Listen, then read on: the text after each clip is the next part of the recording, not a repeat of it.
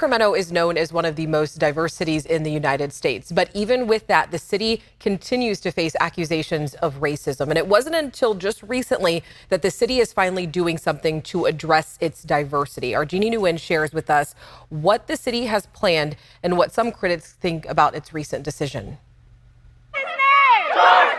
In the midst of a tense time in our nation, 2020 was crazy. Sacramento firefighter Desmond Lewis was watching it all unfold while working for the city's fire department. You had COVID, you had the George Floyd protest going on. As he was trying to process what he was seeing, Lewis says some of his managers and colleagues within the fire department made it clear where they stood. I remember I had a firefighter kind of feel like he was gauging me and whether or not I was, on the side of the badge or the Black Lives Matter protests, do I see myself as a black man or a firefighter? I had a captain say that can't these people go back to shooting each other instead of protesting, and these people, I assumed he meant black people. Feeling like he wasn't supported at work, Lewis decided to quit and told the city why. And he wasn't the only one. Earlier this year, Sacramento Fire Battalion Chief Jonathan Burgess filed a lawsuit alleging the department fosters a culture of race-based discrimination in promoting within ranks. That lawsuit came after he claimed he was passed up for the deputy fire chief position multiple times.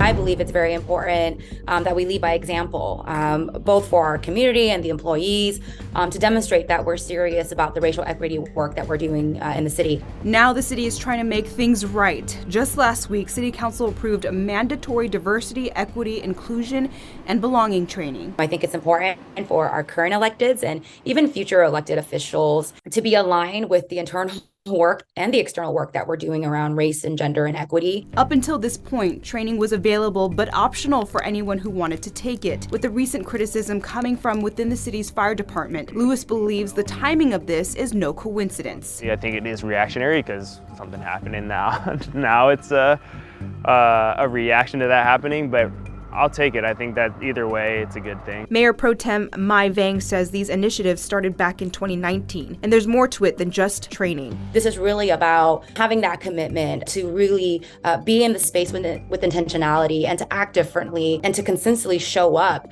to address and disrupt the system that we know often too well has not been set up for many of our families and our community members. According to this resolution, the training is intended to address things like cultural competence, the history of racism, microaggressions, white supremacy, and improving relationships across gender, race, and sexual orientation. It's aimed to be a 4-hour training that happens every 2 years for elected officials, their staff, and appointed officers. We have department heads and we have city staff that have already taken some of the training. But our council, if you look at the 5th floor, many of them have not yet, right? And so this is a reason why not doing an opt-in version, but making sure that it's mandatory will be really important and critical to the racial equity work that we're doing in the city.